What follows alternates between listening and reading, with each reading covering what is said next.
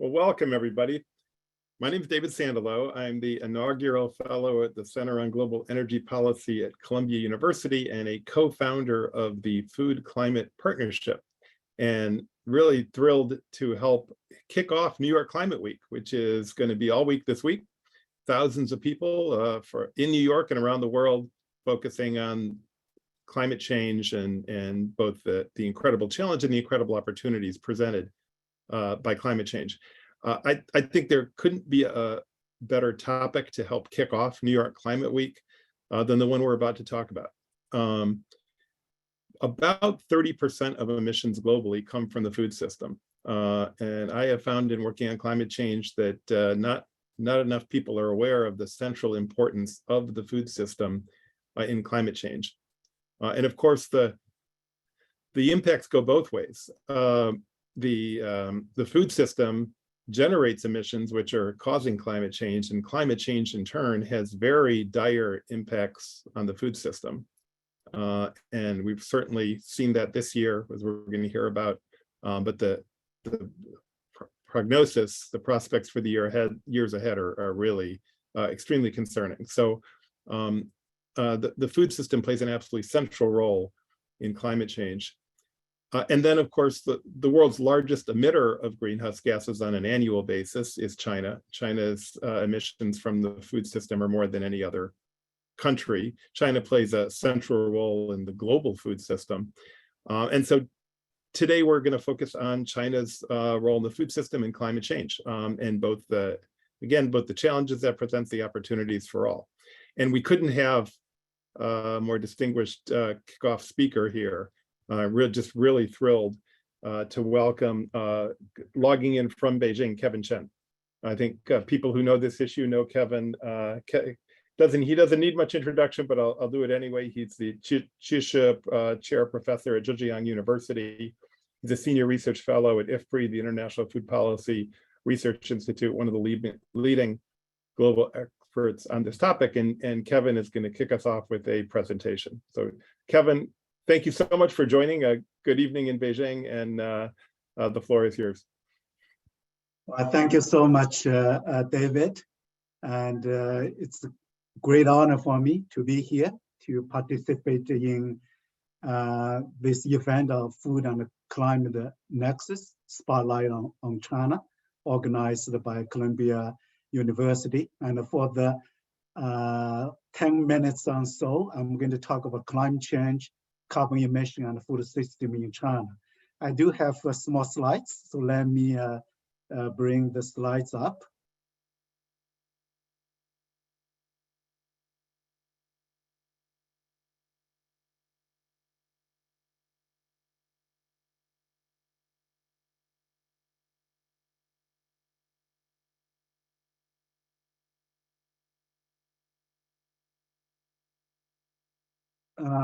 Sorry, can you see my screen? Somehow I couldn't see mine.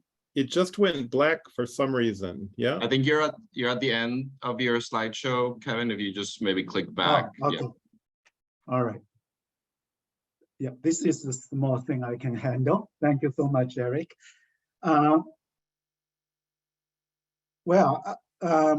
When we talk about China, as David mentioned, the Chinese food system is certainly one of the largest in the world. And China's economy has gone a very rapid transformation since opening up in 1978. And one of the stylized fact is that certainly the share of agriculture in GDP has continued to decline in China. And if we look at some of the recent data in 2017, for example, the agriculture accounts for 77.7% of total GDP, and but accounts for 27% of total employment. However, if we took agri-food system perspective, it's become much larger. So the China's agri-food system accounts for closer to 16% of total GDP in 2017. But in terms of total employment, it accounts for 33%. And another fact that is quite important to be aware is the certainly is the agricultural trade in China. And China's agricultural imports and exports totaled a bit over $300 billion in 2021. That representing about 23% over 2020. And if you look at the figure in the right-hand side, as you can see, China run the trade deficit. Basically, China is a net food importers, and they import more and more in the recent years. As you can see, the widening gap between the blue bar and the orange bars of them. And in terms of the climate change, and as David mentioned, climate change certainly affect the agriculture greatly in China. At the same time, China's agriculture also contributed to the climate change as well. If we look at that, climate change probably, there's a couple of studies point out that the climate change was significantly weakening China's agricultural production capacity.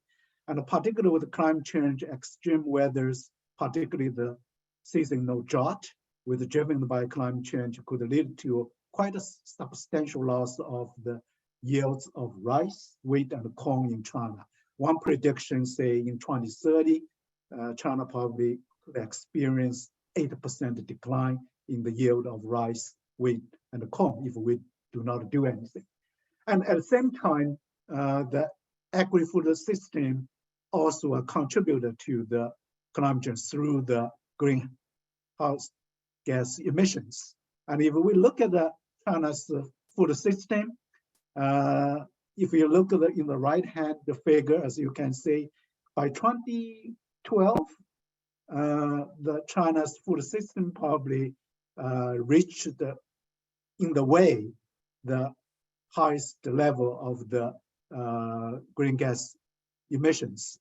But however, in the future, we never know.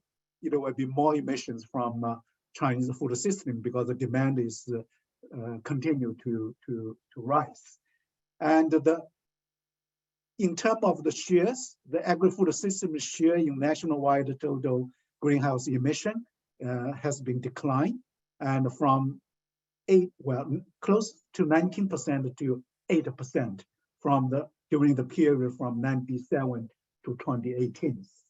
And the major emitter come from agriculture activity, intermediate inputs, food processing, agriculture energy use, and so on.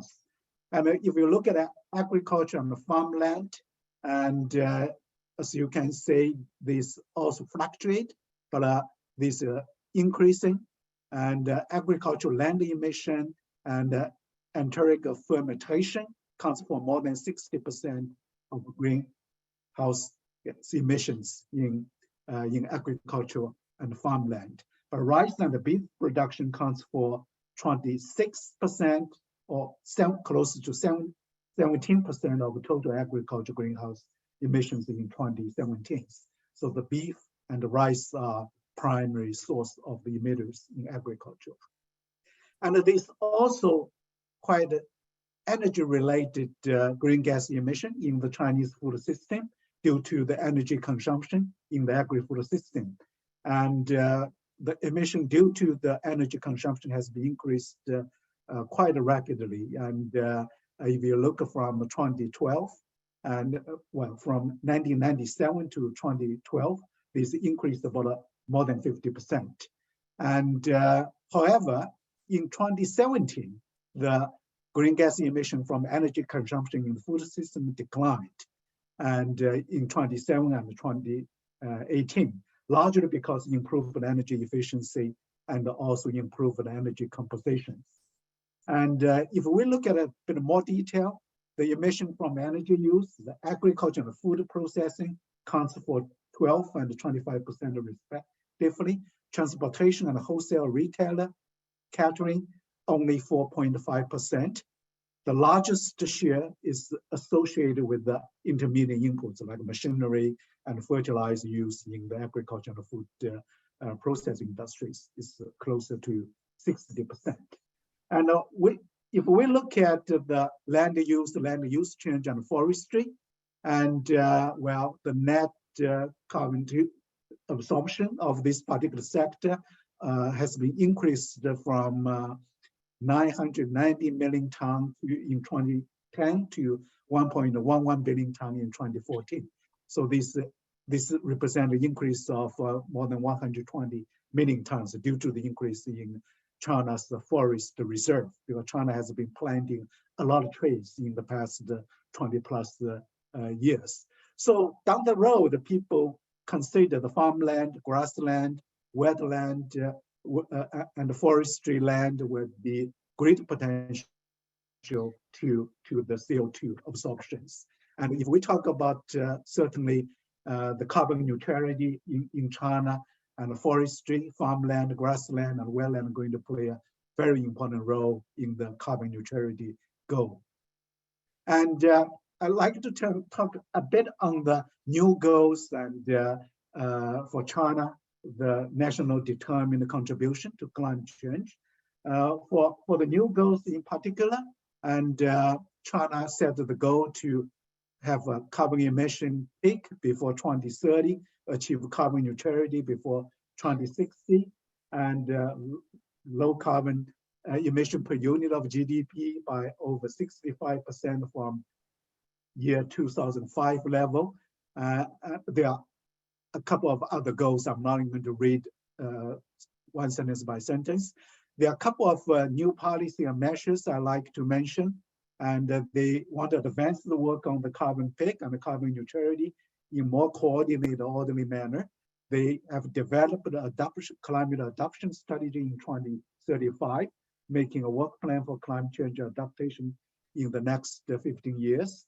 They are introducing a special laws on the carbon neutrality, tax policy system, develop green, low carbon financial products and service, and capacity building of carbon emission, particularly on the static accounting area. And this particularly strengthening their governance structure on the climate change. A couple of leading organizational agencies, National Leading Group on Climate Change, Energy Conservation and Emission, and the National Carbon Peak, Carbon Neutral Leading Group, and the provincial and municipal district level leading group for the similar carbon peak, carbon neutral leading group. Under this particular policy related to agriculture and forestry, with the Ministry of Agriculture and Rural Affairs and the State Forestry and Grassland Administration as well. And if we look at some specific policy which are adopted in China, there are a number of the rising policy to try to achieve the carbon target in agriculture. In the national plan, they have 14 5-year plan for national agricultural green development. They have agricultural resource and ecological environmental protection plan. There's the National Agricultural Sustainable Development Plan, which covers the 2015 to 2030. There's a new plan which introduced in 2022, the implementation plan for the emission reduction and the carbon sequestration in agriculture and the rural area. And they also introduced a system for reducing the agricultural use of reducing agricultural inputs usage, and the formula fertilization through the soil testing, substitution of organic fertilizer for chemical fertilizer, green pest control, reduce the use of bad antibacterial drug.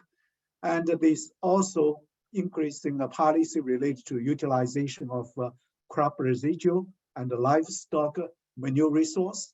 This policy on utilization of crop residual resource, utilization of manure resource, and the recycling of waste agricultural fuel and so on. And so, this number of the policy has been adopted to promote the low carbon and the sustainable agriculture those days in China. For the consideration of time, let me stop my presentation here, and back to you, David.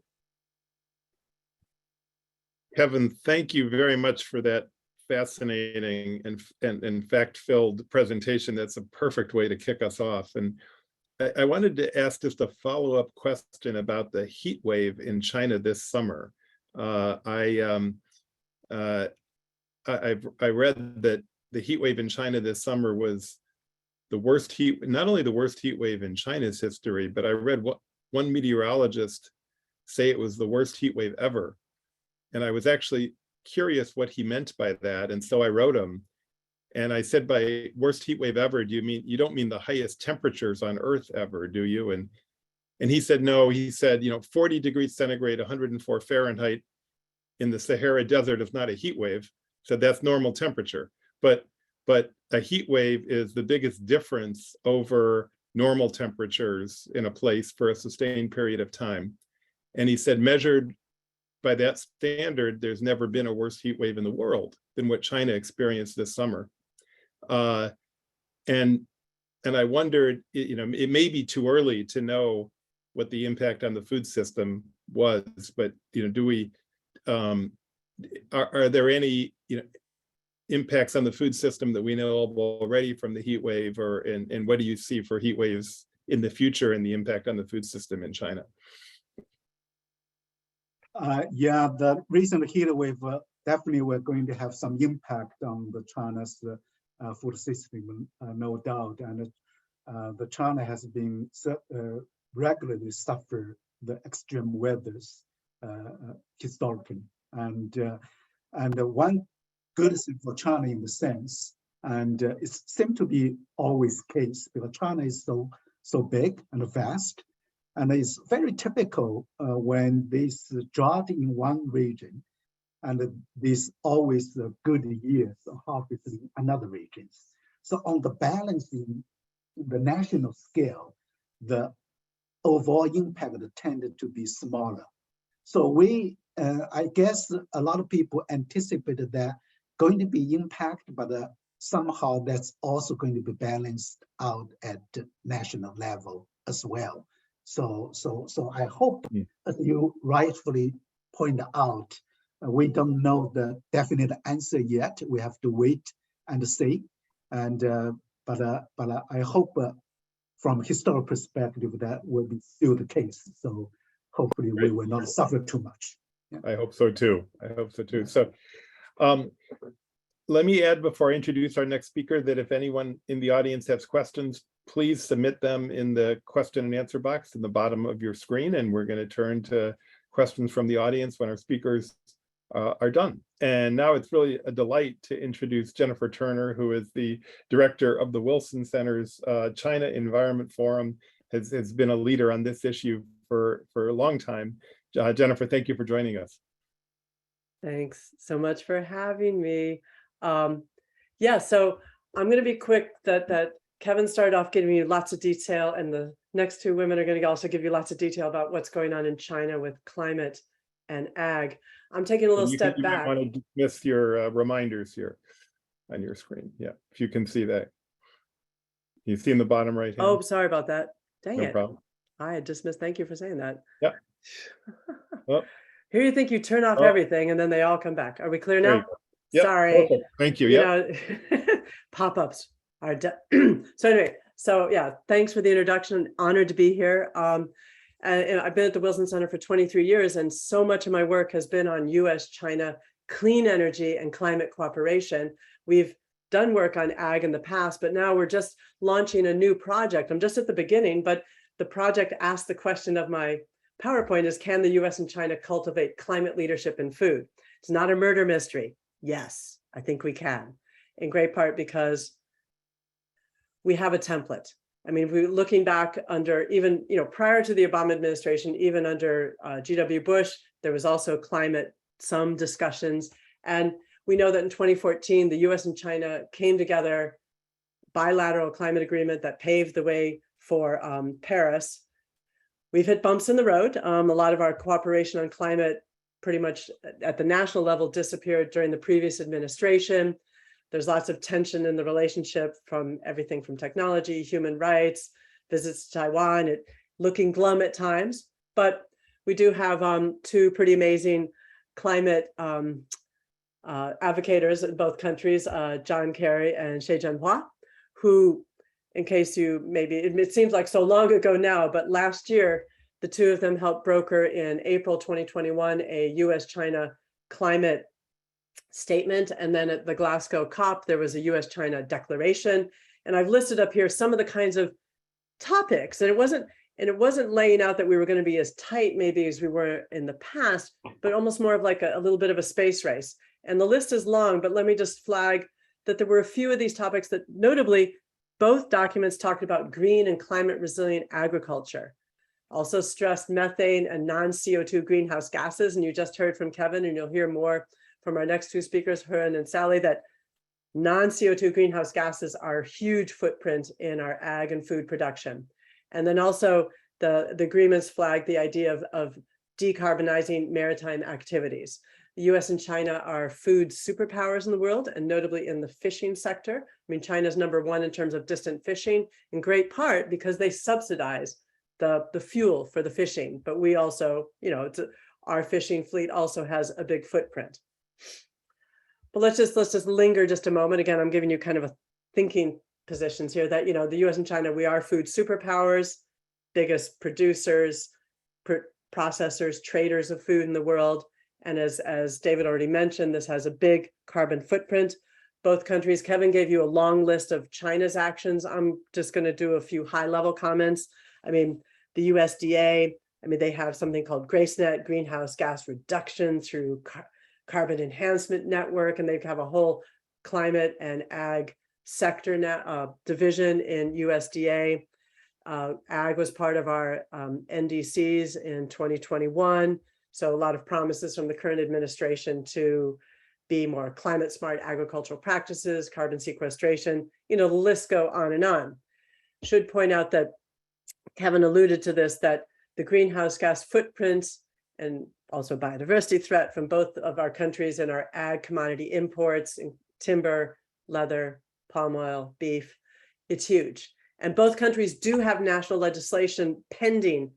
China, the forestry bill, the US, there's a number of different acts looking at how do we rein this in, the damage from our ag imports. And this could be an ideal area for US and China to come together, also with the Europeans who also have a big footprint, setting standards, monitoring. So again, this is an area opening opportunities. Should point to another reason why the ag and climate cooperation, we have a template, that the oldest type of cooperation between the two countries in terms of scientific exchange is between the Ministry of Ag and the USDA. They focused, you see a little list on the bottoms of many, many topics that have been covered over years. These exchanges they disappeared during the previous administration and with COVID, but they do exist. And I think that I'm going to guess, Kevin, you nod your head. You've probably been involved in some of these exchanges in the past and know lots of friends who did it as well. So it's scientists and others creating kind of conversations, because a lot of the solutions to the climate and ag challenge is going to entail more research, more understanding. Another idea, thinking of the template, just reflecting back during the Obama administration, that we had just so many different kinds of tools that we came together on, with forums and partnerships on business, research, standard setting. But I wanted to highlight that the model of the Clean Energy Research Centers, which was developed under the Obama administration. They went for 5 years, some went on to going on 10, that were bringing together, it was a consortia, Ministry of Science and Technology and DOE, but also supporting national labs, and also helped, some funding for businesses, NGOs coming together to come up with not only technical solutions, but also policy ways to encourage adoption of the technology. So this was an example here, a listing of the Building Energy Efficiency Clean Energy Research Center. And I could really, and this was, these continued some of them continued even through the Trump administration, because some money was given, the cooperation happened. It's kind of like, dare I say, we're talking ag, kind of an organic kind of development. And it is a good pattern to look at.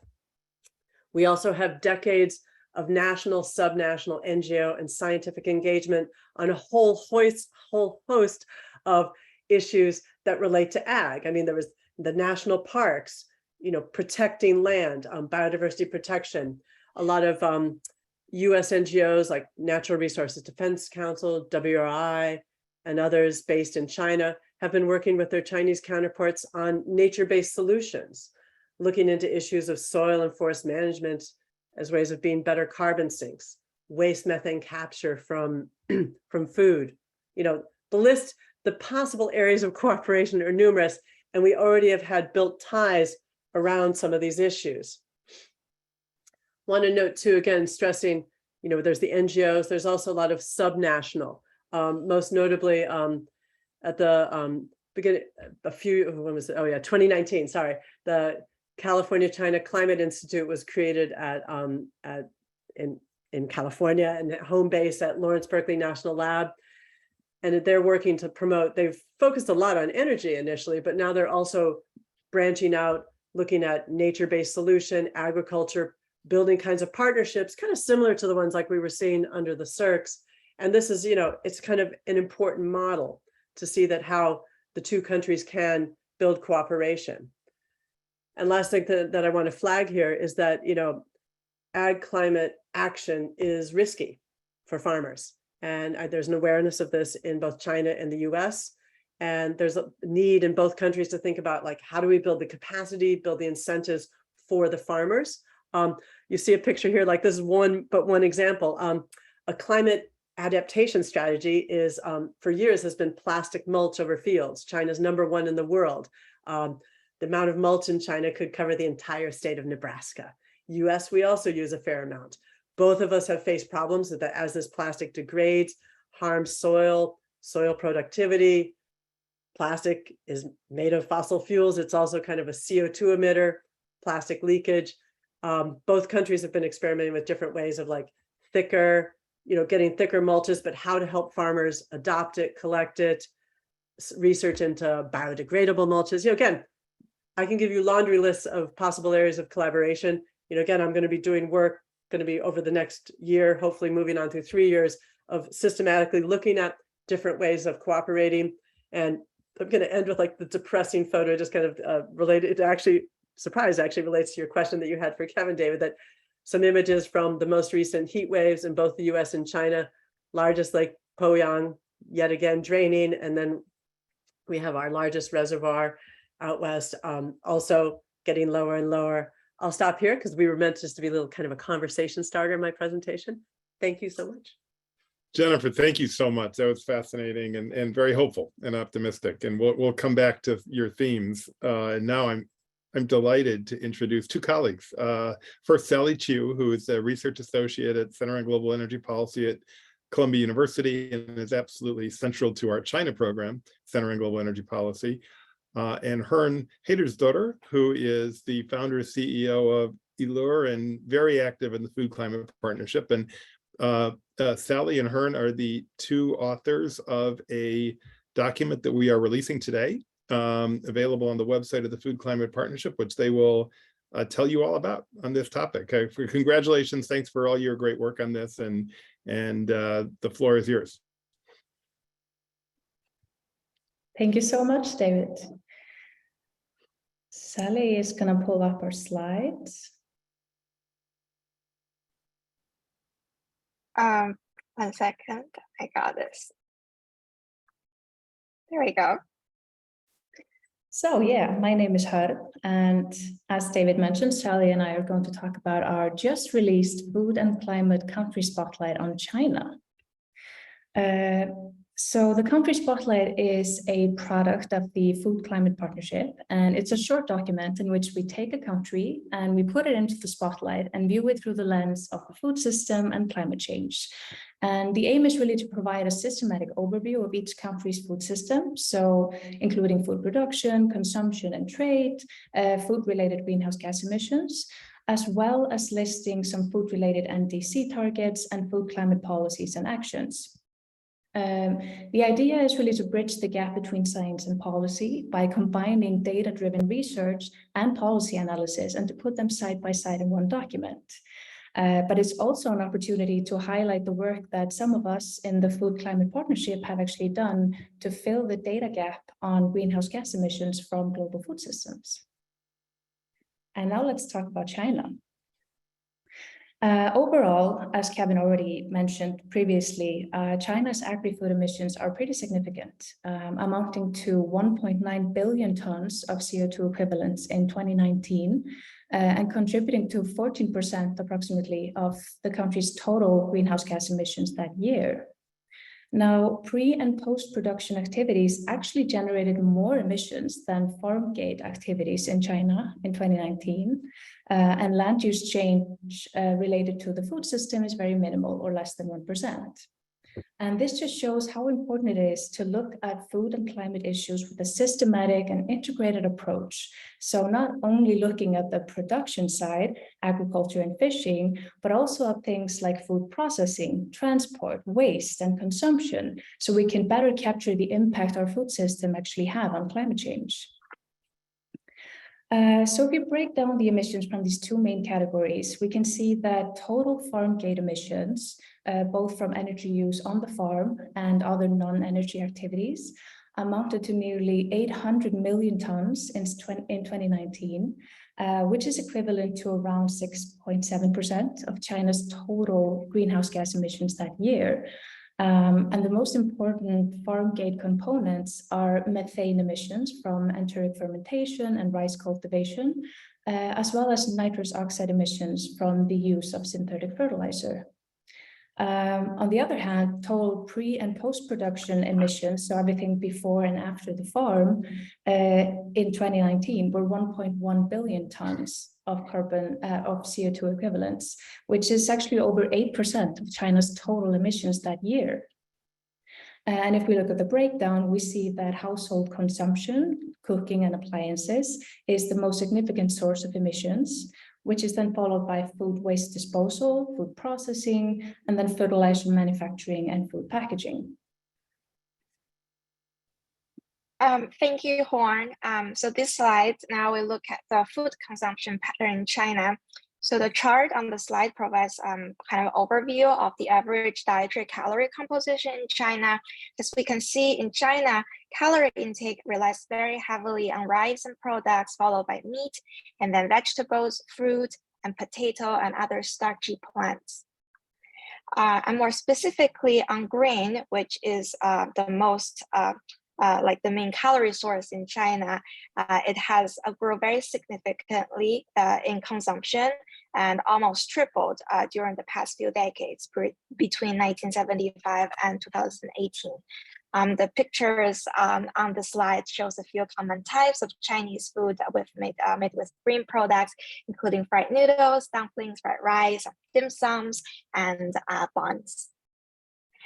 And for meat, which is the second biggest calorie source in China, it has also grown very significantly in consumption during the same time period by almost 14 times. By total meat consumption, China is actually the largest meat consumer globally, which is largely due to the large population in China. But if you look from a per capita standpoint, in 2019, per capita meat consumption in China was about 64 kilograms a year. This is higher than the global average, but roughly half of that of some of the more developed countries, including United States, Australia, and Israel. We also compare some of the other food-related indicators between China, the world average, the US, and the European Union. We look at the food loss as a percentage of the total domestic food supply. And please note here, the food loss here only refers to the amount of food lost during the production process, does not include the food waste, include like occurred within the household. We also look at per capita food consumption, daily calorie consumption per capita, and daily protein consumption per capita. And we do have a few interesting observations here. So the first one is that China's food loss quantity as a percentage of total food supply is a little bit higher than the West, but it is lower than the world average. And two, compared to the US and EU, China's diet, it's a little bit less calorie dense, as we can see, people consume more food in weight, but less in calories. And the third observation is that daily protein intake is around the same between China and the EU, but they're considerably lower than that of the US, but higher than the world average. Now I looked at the food production in China. Same with consumption, food production has been on the rise during the past few decades. China is now the largest producer of agricultural product in the world. More specifically, 2 years ago in 2020, China was the largest producer of rice and wheat and the second largest producer of corn products. China also leads the world in production of fish and pork. In contrast, China only produced 5.5% of the world's soybeans, which is very different than some other large economies in the world, including the United States, Brazil, and Argentina.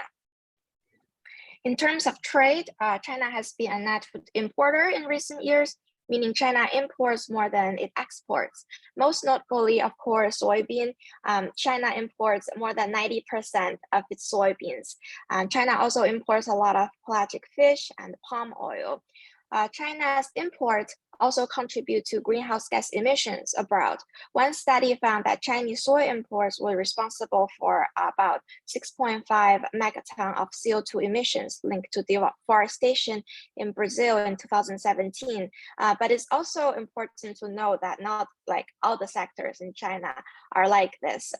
This is quite opposite to China's industrial sector emission, where the consumption-based emission accounting would actually reduce China's emission total compared to the traditional territorial-based emission accounting. Thank you, Sally. So let's look at the policy side. China released an updated nationally determined contribution in October last year. And when it comes to food-related content, the NDC touches upon 4 main areas: agriculture, waste management, food-related land use, and diets and consumption.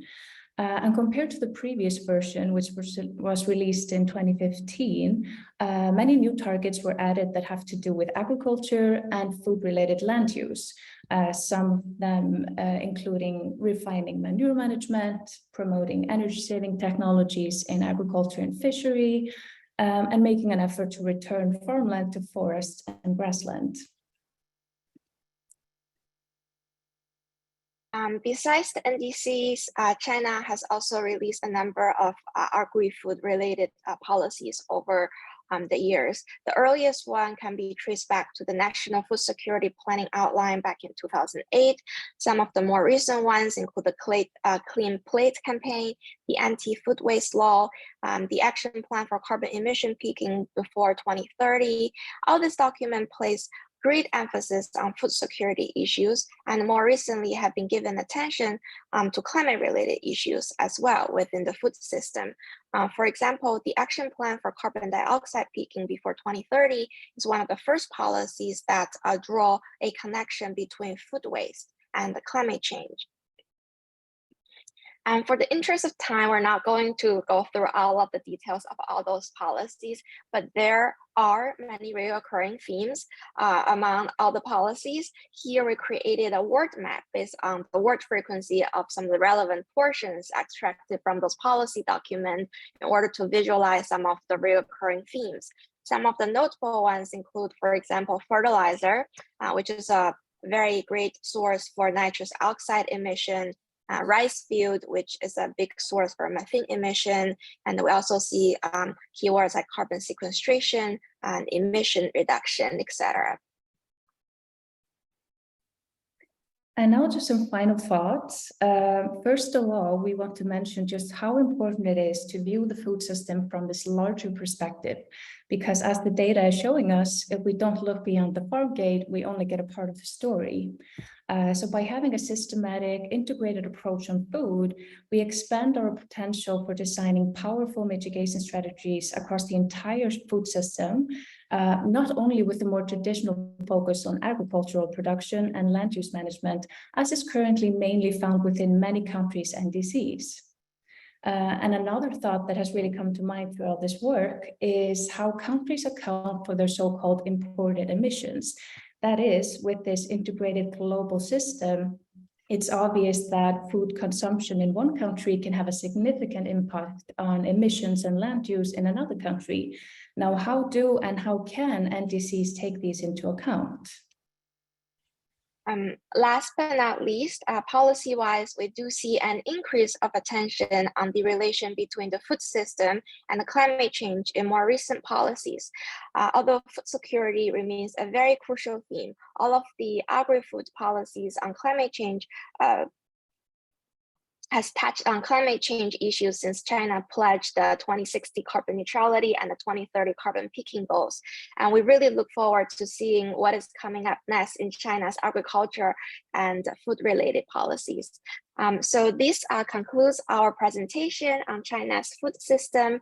But if you're interested in reading more in detail about this China Food Spotlight, the full text of this document is already posted on our FCP Food and Climate Partnership website. So please feel free to check it out. Thank you, everyone.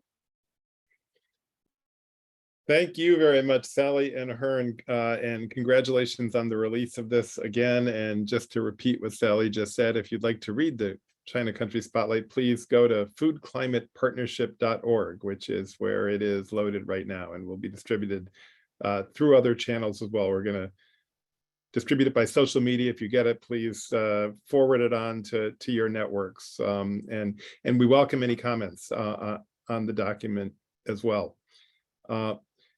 We have a number of questions that have come in, and there is interest. Definitely, there's seems to be interest in this question of imported food and the emissions impacts of imported food.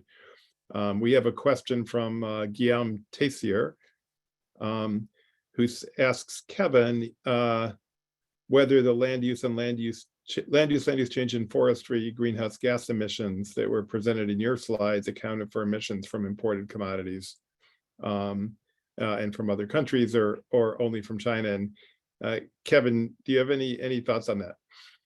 Well, my answer is quite straightforward. In the number which I present, I did not actually account for the emission from imported commodity. Yeah. Hearn and Sally, you discussed this in your presentation, and one of our guests said says the inventories appear to omit embedded emissions from land use change, such as deforestation and imported commodities. How do these compare in size to the domestic sources that were presented? And then how would you characterize the status of Chinese policy or initiatives to address the imported greenhouse gas footprint? And any thoughts on that set of questions? It's a very long question, so let me just rephrase it. So, so I guess the main point is how do we see the Chinese policies has been addressing the imported greenhouse gas footprint by importing food products. So far from the policies, we don't really see much policies addressing this issue. So I think it's a very new issue, and it's very important, I agree. And I do think in the future policy making, perhaps that's something China would consider. And we also, as we said, we very look forward to seeing what are some of the newer policies coming up, because it's quite recent. China pledged the double carbon goals, carbon peaking and carbon neutrality, but it's very optimistic because since then we have seen there's more and more connections being drawn between food policy and the climate change. So we are hopeful, and then we are very excited to see what measures and initiatives will be established to address this issue. Yeah, I just wanted to add on that to sort of also expand the view. It's not just about China and Chinese policies and NDC targets, it's the same for every single country.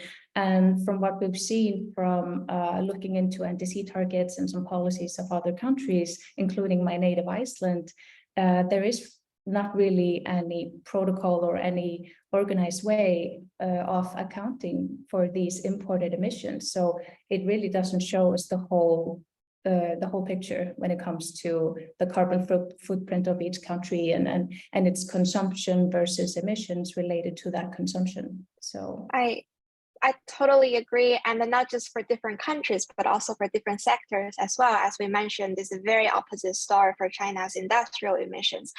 So I think it would actually be very helpful, a very interesting project, you know, for the world to come up with a new framework, perhaps to calculate consumption-based carbon emissions. If I'm going to jump in here real quick, David, that I'll in a moment, I'll throw it in the chat for everyone. The organization Global Canopy, along with Environmental Investigative Agency, they've been doing work looking at China, EU, and US, you know, carbon or greenhouse gas footprint, you know, linking it, you know, they've been doing cases in Brazil and other countries. I'll put a publication that they did for us, and it's hard work. I mean, I keep think David, back when early on with just energy, you know, modeling that we had to do to figure out climate emissions from all of our energy sectors. But there are organizations, I mean, Global Canopy is one of the leaders in this space, but more work needs to be done. That seems to be my mantra today. There's gaps that need to be filled. There is a literature on this topic of consumption emissions versus production emissions, as it's sometimes called. The latest data that I saw, the study that was done that suggested that if you use a different type of accounting system and you look at, you know, imported emissions, that China's emissions overall, when you include industrial emissions, probably go down to like 25% of the global total, as opposed to roughly 30% of the global total. Because of the point Sally was just making, which is that from a manufacturing standpoint, that emissions, you know, China's the manufacturing center of the world and our largest manufacturer in the world, and many of the goods that it produces are consumed elsewhere. So it's the inverse of the situation with respect to food. So it's a complicated and important question involving data. We have a different topic from John Baker, who asks about demographic trends and how China's likely demographic trends and food consumption preferences affect China's projected greenhouse gas emissions over the next few decades. I wonder if any of our panelists have any learning on that topic. David, maybe I can jump in here. Please. Yeah, for the demographic change, that's going to be quite significant in China. We all see the population in China going to reach the peak very soon. And this low birth rate issue and so on, but the structural population has been changed dramatically, this aging population and so on.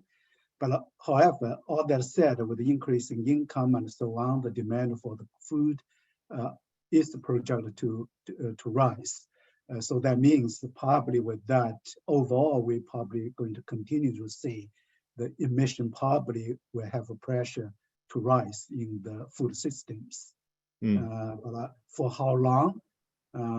Well, I don't exactly know, but if I do look at a few forecast numbers, maybe we look at towards the end of 2028, around those period of time, with both population peak and the structural change in the diets and so on. So it may be peaked during that particular period of time.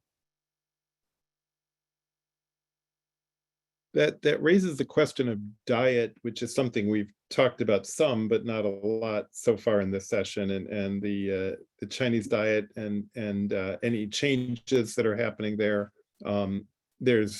As more and more wealth accumulates in China, or as wealth has grown in the past several decades, of course, there's been more of an opportunity to eat meat in China. But anyone have any comments about dietary patterns and its impact on this issue?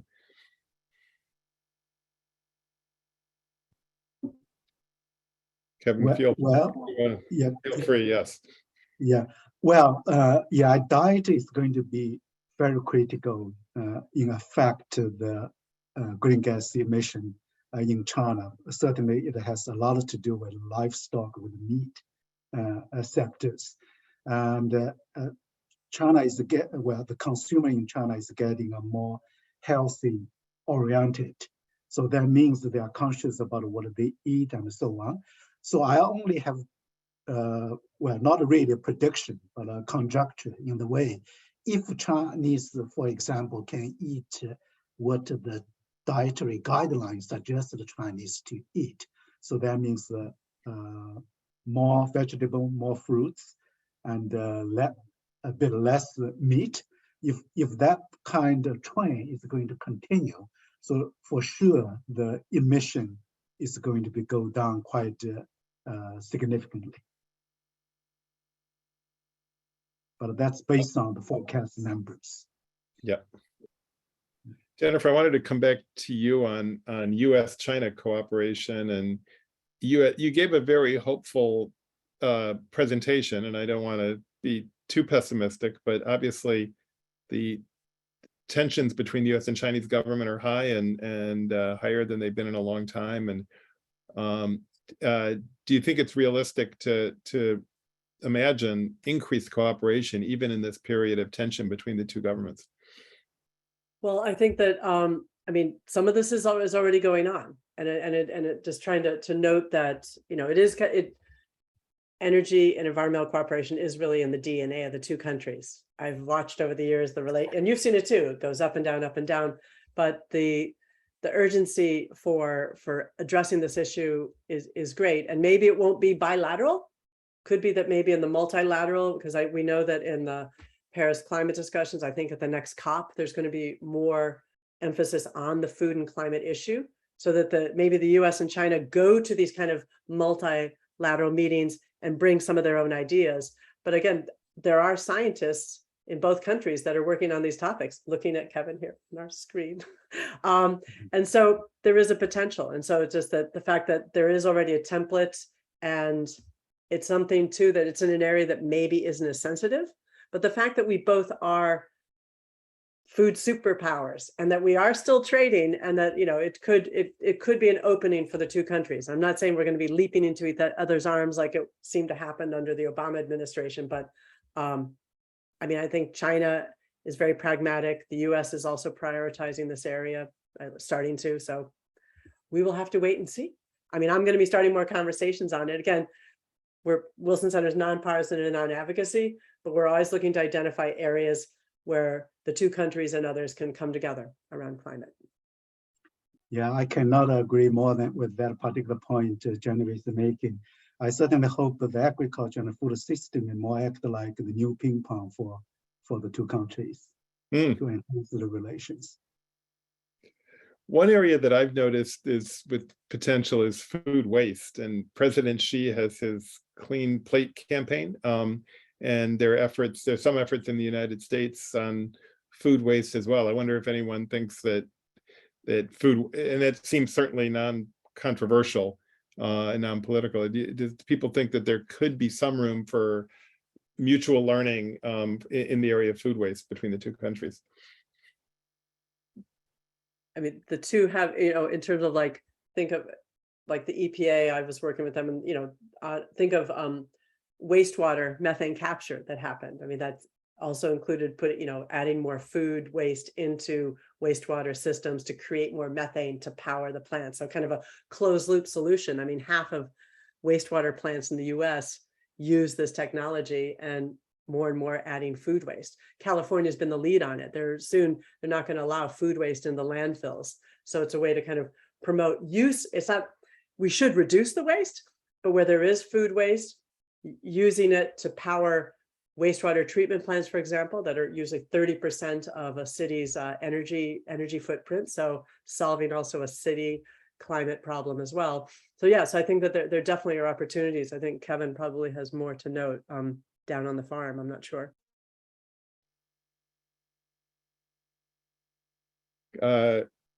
Great. Well, let's see. Kevin, you had a question.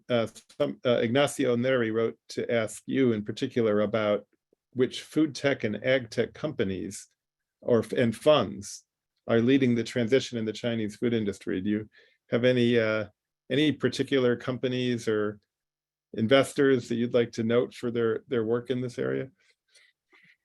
Well, there's certainly many companies are working towards that particular goal of low carbon and so on. I wouldn't say myself to be fully aware of all those high-tech companies who are committed to the enhancement of this particular trend. But I have been working with the dairy sector a bit, and I was quite amazed by, when you go to the market, you actually now you can see the carbon neutral milk on the marketplace, and by the company called Ely, for example, right? So when I started doing the research, I was quite amazed by that, because I thought, wow, the industry in China certainly are ahead of the research like us, like me, for example, right? I'm starting to do research, but they already put that on actions. So that's somehow the new trend. You observe what happened in China. So I'm quite optimistic and welcoming those very positive new trends which is going on. Well, we are just about out of time. I want to offer any of our panelists who have any final thoughts the opportunity to do that. If you'd like to close it out, I want to thank our organizer, Eric Mankos, who did a tremendous job in pulling this together. Really appreciate all your hard work, Eric, in helping to organize this kickoff event for New York Climate Week right at the beginning of this exciting week of activities. And remind everyone, if you are interested in this topic, please go to the website of the Food Climate Partnership and get the country spotlight that Sally Hearn and another colleague or two have just completed. And with that, let me just see if any of our panelists have any final thoughts. I just wanted to toss another chip on the table for areas that the issue of financing this kind of decarbonization of the ag and food sector. I mean, the Chinese Ag Development Bank has an MOU with the Carbon Bond Initiative to start investigating ways that they could create financial incentives in this space for carbon sinks, et cetera. So again, the potential is great, but we are seeing, a lot of investigation in China into this issue. So financing is an important one. Just want to add too that check in with the China Environment Forum soon. We're going to be having a lot more webinars and blogs and stuff on the topic. So thanks again. I really appreciated this opportunity to chat with all of you. Well, thank you for joining us, Jennifer. And to everybody in New York and in the US, have a wonderful day. Kevin, have a wonderful evening. Thank you for staying up late to join us. We really are incredibly grateful. And all the best. Thank you, everybody, for joining us today. Take care. Well, thank you. Thank you for the invitation. Take Bye-bye. care. Bye. Bye.